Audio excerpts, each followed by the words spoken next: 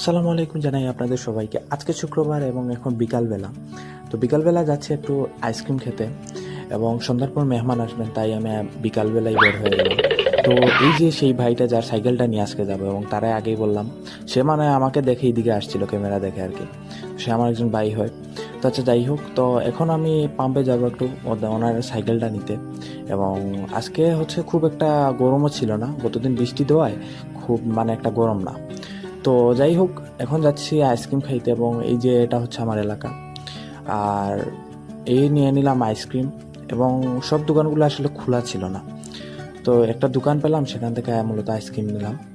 তো আইসক্রিম খেয়ে খেয়ে যাচ্ছি এবং ভিউটা এনজয় করছি এবং আমার কাছে খুবই ভালো লাগে। বিশেষ করে এই গাছটা আমার কাছে খুবই ভালো লাগে। গাছটার নাম আসলে আমার এখন মনে হচ্ছে না। তো এই যে এখন আইসক্রিম খেয়ে দেখছি ভিউটা, আর এখানে একটা ভাই আসছিল, তার সাথে অনেকক্ষণ কথা বললাম। তো এখন বের হয়ে যাব। এই যে আইসক্রিম খাওয়া শেষ, এখন বের হয়ে গেলাম বাড়ির দিকে।